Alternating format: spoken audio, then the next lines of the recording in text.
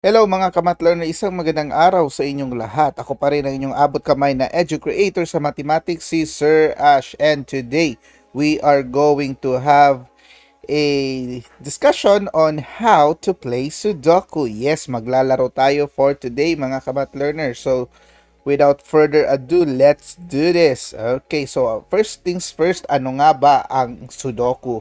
Ang Sudoku ay isang number puzzle na kung saan ito ay nagiging libangan ng maraming kabataan as well as ng ating mga matatanda. Okay, nagkakaroon na din tayo ng mga contest about Sudoku as well as yung mga variations ng Sudoku. But so much for that. What we will be doing right now is how to play Sudoku. So yung pinaka-basics talaga. So solving Sudoku puzzle can be easy or difficult depending on the level of the puzzle you chose to do.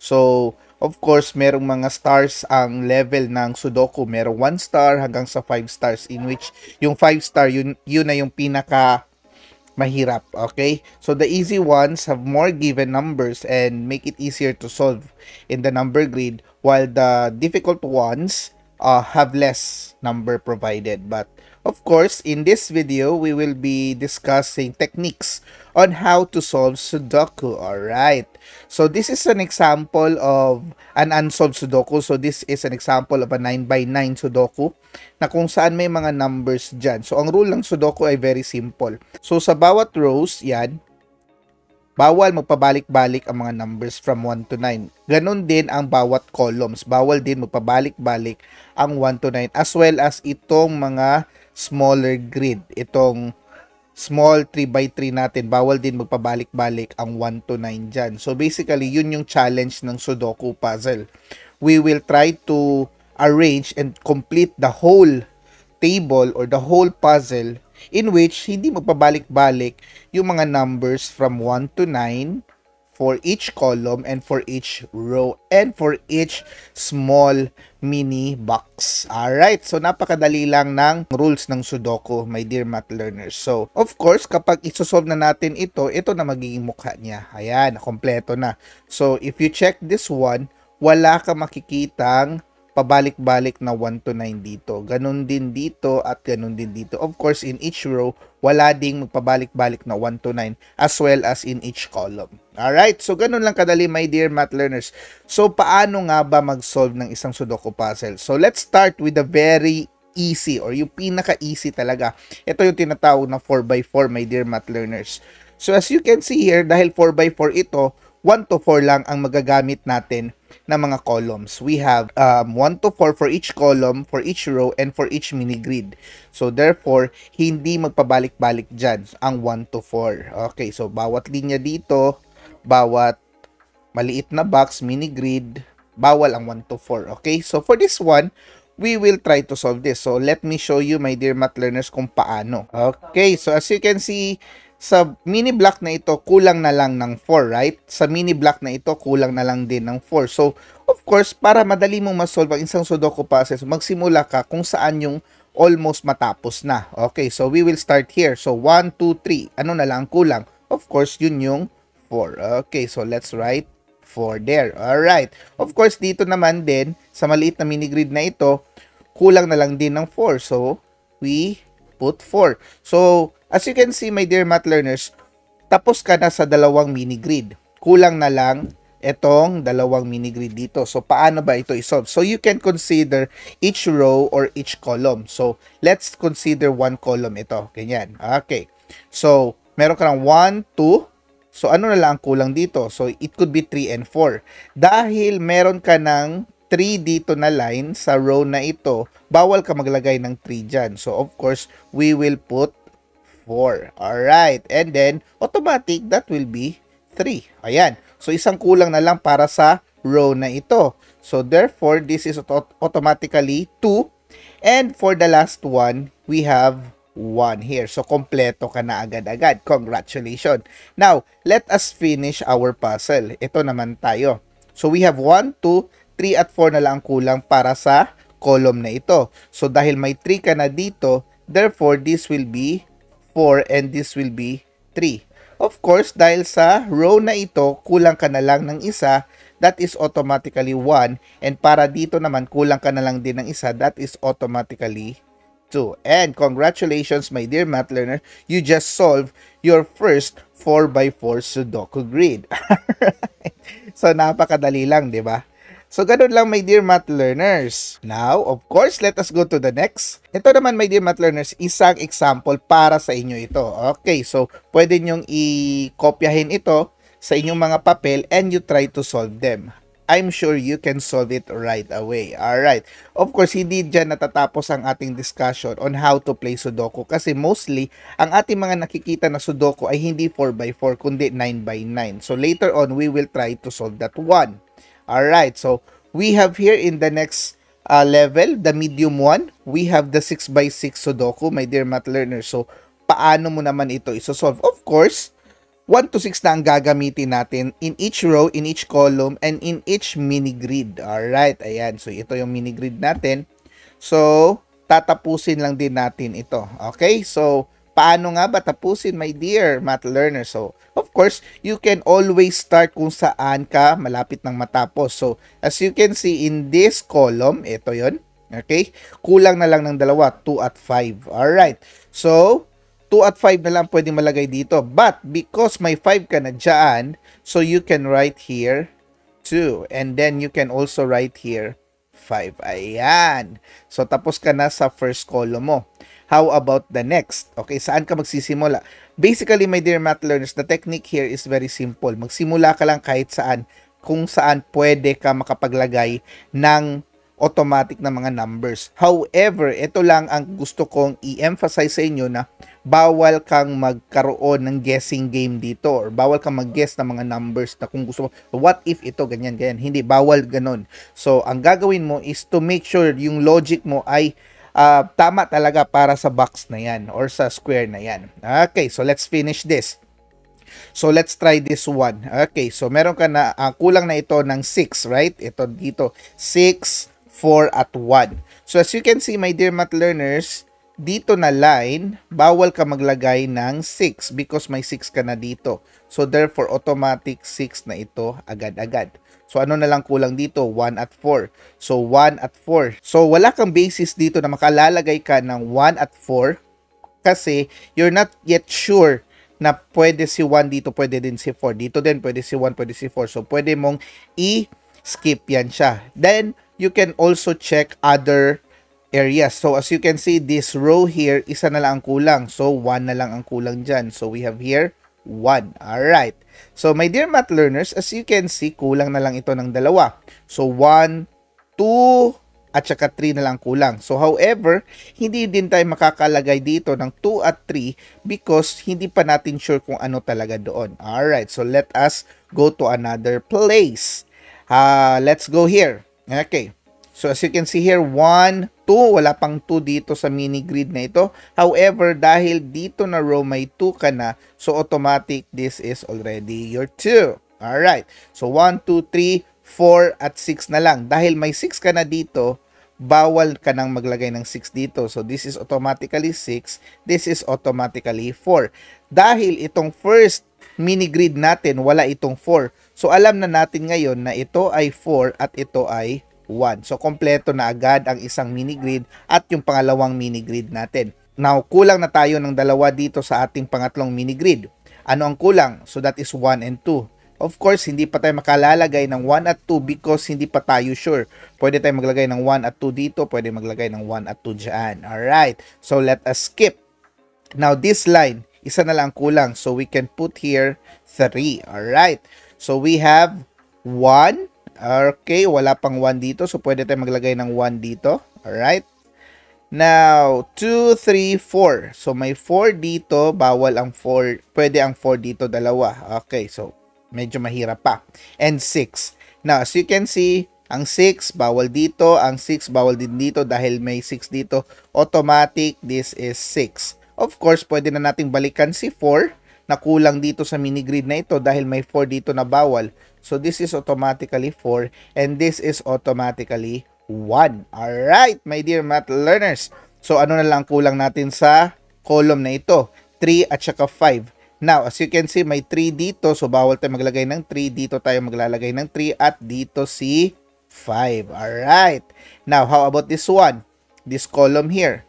1, 2. Kulang pa ng 2. So, bawal pa. So, 6, 3 na lang. So, dahil may 3 dito sa mini grid na ito, bawal tayo maglagay ng 3 dito. So, automatic, we put 3 here. And yung 2 natin will be here. Of course, isa na lang kulang sa mini grid na ito. And that will be 2. So, dalawa na lang na mini grid ang kulang natin, my dear math learners. So, we can write now 6, 5, 4. Okay, bawal si 4 dito. So, we can write 4 here. We can write 1 here. And dahil dito, kulang na lang na line is 2. And automatically, this will be 1. And now, you have solved your 6 by 6 Sudoku grid. Congratulations, my dear math learners. So, ganun lang kadali, my dear math learners, ang technique sa pag-solve ng Sudoku. Of course, my dear math learners, tapos ka na sa easiest and sa medium na Sudoku puzzles. Now, we will go to the usual Sudoku puzzles na nakikita natin. At ito nga yung 9 by 9. So, for some adults, mahirap ito. But basically, yung mga 9 by 9 Sudoku puzzles natin ay meron talagang easy hanggang difficult na mga levels. Okay. So, the more given numbers, mas easy yon. Pero kung konti lang numbers na binigay, medyo hard na yon siya. Okay. So, ganun pa rin ang rule, my dear math learners. Since this is 9 by 9, we will be using 1 to 9. Alright. So, later on, my dear math learners, I will teach you some techniques kung ano nga ba yung mga way para makasolve agad-agad at mas mabilisan mag-solve ng mga Sudoku puzzles. Alright, so I will just show you by doing paano nga ba ito. Okay, so saan magsisimula kapag ganito, my dear math learners? So you can always start with the mini grid na medyo kompleto na. So as you can see here in our 9 by 9, itong middle natin na mini grid, kulang na lang ito. 1, 2, 3, 4 at saka 5 ang kulang dito. Tama? So of course, dahil may 5 ka dito, alright, so bawal ka maglagay ng 5 dyan. So, automatically, that will be 4. Alright. And this will be 5. Okay, so tapos ka na sa middle part mo. Okay, so let us continue. So, ano pa ba ang kulang dito? So, you can also look at this one. Okay. So, we have here 1, 2, 3. So, 4, bawal dito. And bawal din dito kasi itong mini grid na ito ay may 4 na. So, of course, this is automatically 4. Then, you go to 5. Wala pa itong 5. Tama? Okay, pero bawal ka maglagay ng 5 dito kasi sa mini grid na ito ay may 5. So, automatic, this is also 5. And your 7 will be here. Kasi meron ka ng 6. 7 na lang kulang. May 8 ka na. May 9 ka na. Alright! Now, how about this mini grid dito? Wala itong 1, right? Dahil may 1 ito dito, bawal ka maglagay ng 1 dyan. So, we will have 1 here. So, 1, 2, 3. Wala pa itong 3. So, therefore, bawal ka maglagay ng 3 dito kasi meron kang 3 dito banda. So, we will just put 3 here. And automatic, ang kulang na lang dito ay 8. Alright, tapos na ang mini grid na ito. How about this mini grid? So, we have 1. Okay, wala pa tayong 1 dito. Pero bawal ka maglagay ng 1 dyan kasi may 1 ka na dito. Ito na lang paglalagyan ng 1. However, pwede ka pang makalagay ng 1 dito, pwede din dito. So, wag muna nating lagyan. Alright.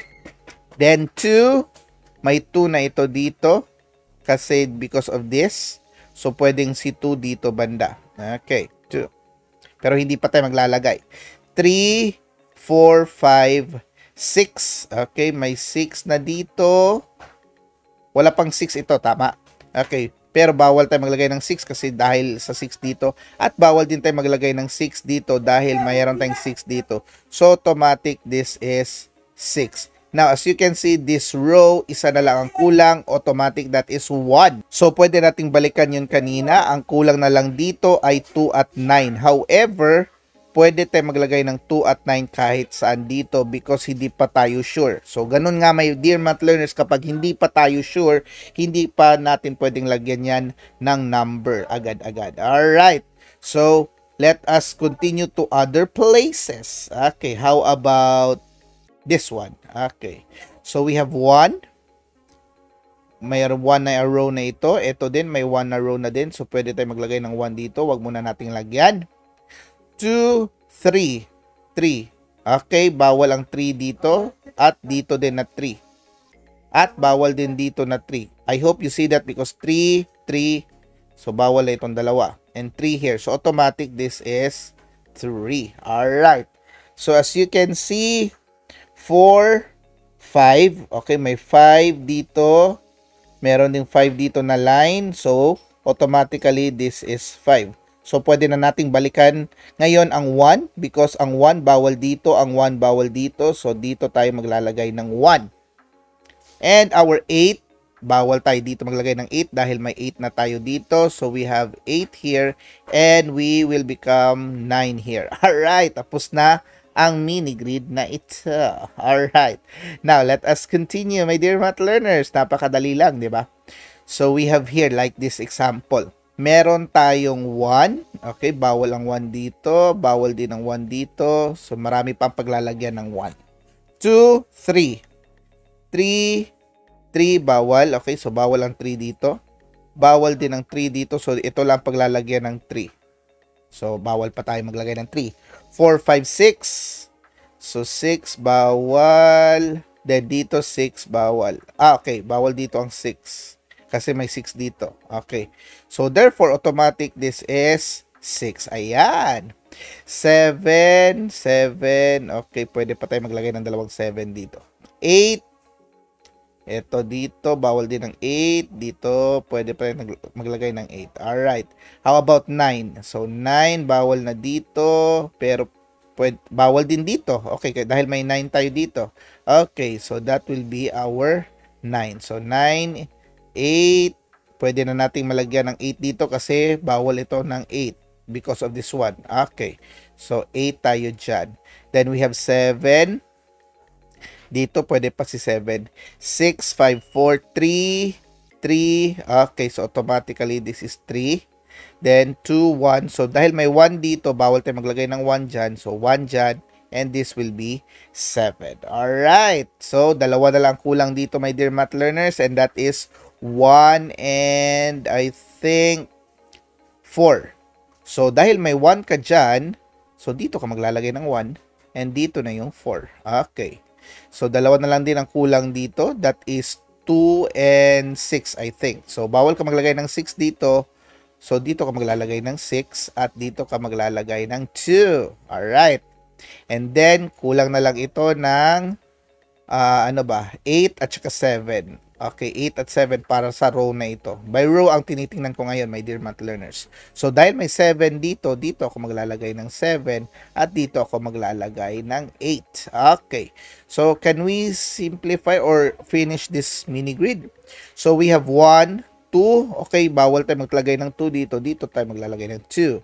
3, 4, 5, 6, 7. Automatic, that is 9. Alright. Now, we only have this one. 1, 2, bawal. Okay, bawal si 2 dito. Bawal din si 2 dito dahil may 2 tayo dyan. Alright, so 2 tayo dito. Isa na lang ang kulang dito. So, I think that is 7. Alright. So, 9 at saka 8 na lang. So, 9, may 9 tayo dito. So, dito ako maglalagay ng 9 at dito ako maglalagay ng 8. Okay, konti na lang, my dear math learners. So, we have here 1, bawal si 1 dito. Bawal din si 1 dito. So, automatic, that is 1. 2, 3. Bawal si 3, bawal si 3. Okay, so dito ako maglalagay ng 3. 4, bawal si 4 dito dahil dyan. Bawal din dito, 4. So, dito, bawal din si 4. So, dito ako magpo-4. 5, bawal si 5 dyan dahil dito. So, automatic, 5 ito. 6, 7, at 8 na lang. So, may 7 na tayo dito. So, dito na si 7. At dito naman si 8. Of course, isa na lang kulang dito and that is 7. Alright. Ito naman, dalawang kulang pa. So, 1, 2, 3, 4, at 6. So, can I put 4 here? Yes, I can put 4 here kasi yun na lang din ang kulang para sa column na ito. So, automatic, this is 6. So, 1, 2 na lang ang kulang. May 2 na tayo dito. So, dito ako mag-2 at dito ako magna-9. And now, my dear math learners, congratulations! Natapos na natin ang ating Sudoku puzzle na 9 by 9. So, I hope if you see this very useful, you can share this like this. And, of course, paki-subscribe na lang din. Okay, but we're not yet finished, my dear math learners, kasi ituturo ko na ngayon sa inyo kung ano yung technique na ginagamit ko para makasagot sa ating puzzle na ito. Okay, so now let us remember, my dear math learners, that in solving Sudoku, you start in the column or row or mini grid. That's the most important information. Kung saan yung mas marami, doon ka magsisimula. Okay. Ito din piece of advice o isang tip sa inyo, my dear math learners, gumamit kayo ng pencil para at least kung magkamali kayo, pwede nyo nang ma-erase agad-agad. Alright. Let us continue. So, ito na nga yung mga Sudoku techniques natin. So, first, you can have the scanning technique and then you can also have the analyzing techniques. So, we can have the one direction na scanning. Okay, yun yung pinakita ko kanina. Tinitingnan ko by row kung ano yung kulang, by column ano yung kulang. Pwede mo din pagsabayin yun siya. Okay? So, scanning one direction, pwedeng two direction, pwede din single candidates, and then pwede din eliminating number from rows, columns, and boxes. I will be showing you each and every technique dito sa ating video, my dear math learners. Okay. As well as the analyzing techniques. Okay, let's start. Now, ito nga yung example ng one direction. So, as you can see, my dear math learners, itong mini column na ito, wala pa itong 9, right? Pero, dahil sa row 3, meron niya siyang 9 dito sa first mini grid, and sa third mini grid, meron na ding 9 sa second row. Therefore, bawal na itong lagyan ng 9. Automatic 9 ka na agad dyan sa second grid mo sa first row. Okay, so ganun lang kadali ang scanning with one direction. How about scanning with two directions? So ito, example, my dear math learners. So dito na mini grid, meron ng 1 at 1 dito sa second and sa first rows natin. Okay, ito yung row, ito yung row. So therefore, ito dito sa ating third mini grid, bawal ka na maglagay ng 1, bawal ka na din maglagay ng 1. Okay. And dahil dito sa letter G mo na column, may 1 ka na sa 6th mini grid, right? Okay. So, bawal ka na din maglagay ng 1 dito para sa third mini grid mo. So, automatically, ito na agad ang magiging 1 mo. So, that is scanning into direction, my dear math learners. There are times din na pwede mong hindi gamitin yung scanning mo. Instead, ang gagamitin natin is searching for single candidate. So, paano nga ba yun? So, as you can see here, kung titingnan natin, itong mini grid na ito, meron na siyang 3, 4, 8, at saka 7. Okay? So, kulang na lang dyan ang 5. Dahil may 5 dito, itong linya na ito, bawal na din magkaroon ng 5. At dahil may 9 dyan, bawal na din ito magkaroon ng 9 dyan. Okay. So, I hope that is clear. But because sa cell na ito, sa square na ito, mayroon kang 1 at 6 dyan. So, bawal ka maglagay ng 1, 6 dito. So, if we would consider 1, 3, 4, 5, 6, 7, 8, at saka 9, bawal nang ilagay dito. At yung natitira na lang ay 2. So, automatically, 2 na agad ang sagot sa box na yan. Alright. So, ganun ang searching for single candidates. So, you will try to apply logic na wala nang ibang malalagyan dyan, kundi yung number lang na yun. Alright. So, ganun lang kadali, my dear math learners. Now, how about eliminating numbers from rows, columns, and boxes? Okay. So, as you can see here, bawal ka maglagay ng 1 dito na line. Okay. Dahil itong mini grid na ito, wala pang 1 ito. So, bawal na ito malagyan ng 1. So, pwedeng 1 lang ang pwede mong malagay dyan, right? Dahil 1 lang ang pwedeng malagay dito. So, ibig sabihin, itong column E, bawal na din maglagay ng 1 pa dyan. Kasi ang 1 ay pwede lang malagay sa dalawang ito. And because of that, itong second grid natin or second mini grid natin, bawal na ding maglagay ng 1 dyan. So, it is automatically, itong natitirang box dito, pwede mong lagyan yan siya ng 1. So, that is eliminating numbers from rows, columns, and boxes. Alright, so napakadali lang, my dear math learners. So logic lang talaga at analysis. Alright, now how about searching for missing numbers in rows? So we have here, ito yung kanina, okay, example ko, 'di ba? Dalawang kulang na lang dito sa row na ito. So, ang kulang na lang dito is 6 at saka, I think 7. Okay, 6 at 7. But because merong 6 dito, so automatically, bawal ka maglagay ng 6 dyan. So, doon na si 6. And ito naman dito ay magiging 7 agad. Okay, so nakompleto mo na agad-agad ang row na ito. Itong row number 6. Ganun lang kadali, my dear math learners. Now, we also have here the eliminating squares using the naked pairs in the box. Okay, ito medyo higher level na ito ng technique. So, kung titingnan natin, itong 4 at 9, dito, bawal na maglalagay dito ng 4 at 9. In which, ito yung kulang ng mini grid na ito. Now, pwede ba maglagay ng 4 at 9 dito? Bawal din kasi meron kang 4 dito at meron ka ding 9 dyan. Okay. So, automatically, ang pwede mo lang paglalagyan dito ay 4 at 9. Yun yung kanina na napansin ninyo, hindi mo na ako naglalagay ng mga numbers kasi pwede kang maglagay ng 4 dyan, or 4 dito, or 9 dyan, at 9 dyan. Hanggat hindi ka pa sure, huwag ka muna maglagay. But, it already stated na sa box na ito, ang paglalagyan lang ng 4 at 9 ay itong dalawang box na ito. At dahil dyan, yung ibang mga numbers na kulang, like 1, 2, 3, 4, ito yung dalawa, 4, 5, okay, yung 5 hindi mo na kinonsider, but yung 6, in which itong 6, tatlo pa ito pwede paglagyan ng 6, right? But because may 6 dito na number sa first column natin, sa column A, automatically, ang paglalagyan ng 6 ay itong part na lang na ito. Okay, so that is why pwede mo nang lagyan agad ng 6 ang box na yan. Alright, so another example yan, or another technique yan, my dear math learners. Now, of course, we also have the naked pairs in rows and columns. So, of course, ito. Ganun din kanina, bawal ka maglagay ng 2 at 7. So, 2 at 7 na lang paglalagyan dito. Alright, 2 at 7. Now, because 2 at 7 dyan, sa last row na ito, itong row number 9, bawal ka maglagay ng 6 kasi may 6 na dyan. Bawal ka din maglagay ng 6 dito kasi may 6 na dito. So, ito dito, ito na lang yung naiwanan na walang paglalagyan ng 6. Bawal ka din dito, of course, kasi may 2, 7 dyan. 2, 7 lang pwede paglalagyan dyan. So, automatically, 6 ka na agad dyan. Alright, so I hope you got that one, my dear math learners. And ito naman, one of the most difficult way is the eliminating squares using hidden pairs in rows and columns.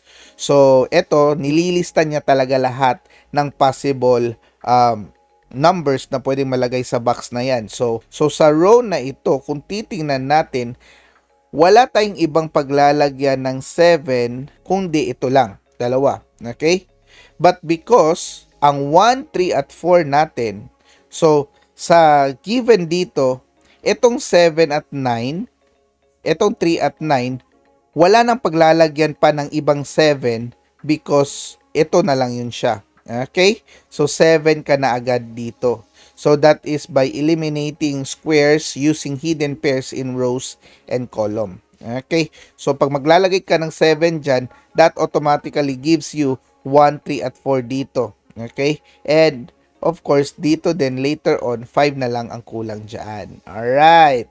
So, it takes a lot of practice para makuha ito. But, my dear math learners, I seldom use this kind of technique kasi mauubusan ka ng time kasi ililista mo pa lahat ang possible values sa isang square. And that would give you so much time wasted para ganun. Okay? So, ito na lang pwede ko maibigay sa inyo ng mga points to ponder and points to remember. Always find the obvious first. Magsisimula ka talaga kung saan yung pinaka madali. Okay? So, yung parang kulang na lang, sasabihin niya na ito yung number na kulang dito. Okay.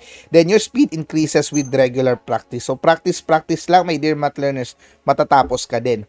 And then another good place to practice your Sudoku skill is in a book. So maraming mga puzzle na nasa apps, but I usually discourage you to practice on apps like the Sudoku app because may mga times kasi na pag maglalagay ka ng number, magkakaroon ng highlight or parang sasabihin niya na mali yung sagot mo, and that doesn't give you a way to be proficient in solving Sudoku like that. Kasi kapag ang ginagawa mo is malalaman mo na agad-agad na mali ka pala doon, so hindi ka gagaling. Alright?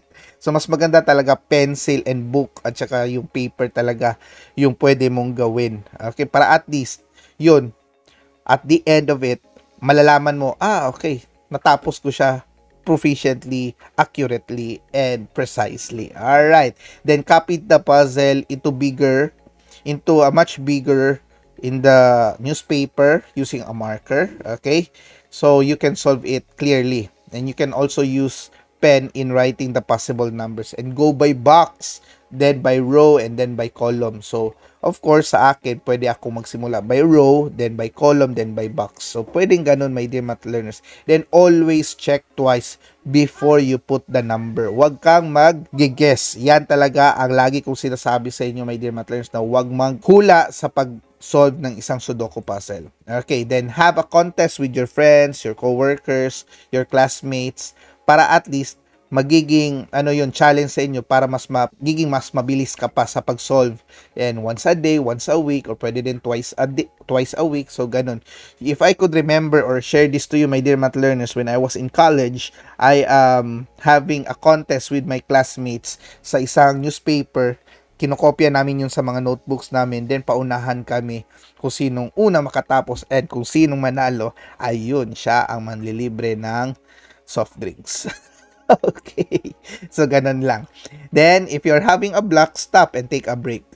Of course, pwede a couple of minutes, couple of hours, take a nap. Yun. So, parang, huwag kang ma-stress kapag naglalaro ka ng Sudoku puzzle. Instead of writing numbers, imagine each square as a 3 by 3 grid of dots. Okay. So, I'm sure, my dear math learners, as you go along with practicing your Sudoku, you will be proficient enough. And then, ito yung mga warnings natin. It is considered cheating if you guess. Ayan. So, wag kang mag-guess, my dear math learners. Only logic can solve Sudoku puzzles. Then, before using solvers, try to solve it yourself. Walang fun doon kapag parang alam na agad or malalaman mo na agad na mali pala yung row na yon, yung nilagay mo yung number. Kaya ako sinasabi sa inyo na iwasan nyo yung mga apps na yan. Okay. Then for every cell you fill in, make sure you double or even triple check your logic. One single error, wala. Sira na ang buong puzzle mo. So back to square one ka na ulit. Okay. So only one lang talaga ang solution ng isang Sudoku puzzle. Yun ang nakaganda ng mga Sudoku puzzles natin kasi ginawa talaga siya for a specific solution. And by solving that kind of puzzle, magbibigay yun sa atin ng parang enlightenment naman. Right? So, try to look the puzzle in both ways rather than working north to south all the time or east to west. So, yun nga, pwede mong pagsamahin ang different techniques sa pag-solve ng puzzles, my dear math learners. And of course, try to enjoy it yourself. Alright. So, my dear math learners, dito nagtatapos ang ating discussion para sa ating Sudoku puzzle, and I hope you have a wonderful time in solving Sudoku puzzles with me. In our next videos, we will try to solve Sudoku that is in variation. So, meron ng mga different rules and techniques din sa mga kinds of puzzles na yun. So, I hope if you enjoy this video, you can share this to your fellow friends, classmates, and schoolmates, and pakiclick na lang din ng inyong mga subscribe button dyan para at least makatulong naman tayo sa ating channel to grow. This has been your YouTube Edu Creator Math Teacher Ash, and always remember, it is fun to learn mathematics if we are together learning. Thank you so much, God bless, and keep safe always.